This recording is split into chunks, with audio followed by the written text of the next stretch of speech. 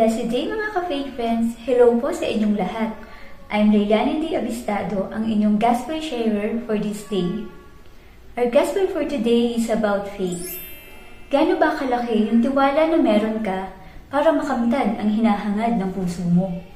Tulad na lamang ng 4 na kaibigan ng paralitikong tao, hindi sila nawala ng pag-asa na makalapit kay Jesus. Kahit na mukhang imposible dahil napakakapal ng tao o dahil wala na silang madadaanan, humanap sila ng paraan dahil naniniwala sila na mapapagaling ni Jesus ang kaibigan nila.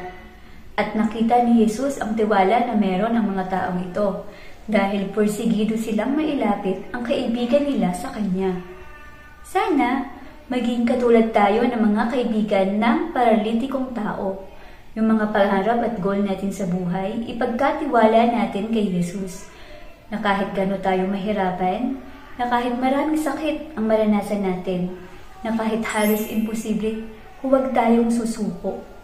Dahil natatakot tayo sa mga pwedeng mangyari bago natin makuha o marating ang gusto natin. Dahil nakikita natin na madaming nakaharang, iisipin natin na baka hindi naman talaga para sa atin yun. God sees our heart. Batid niya ang hinahangad ng puso natin.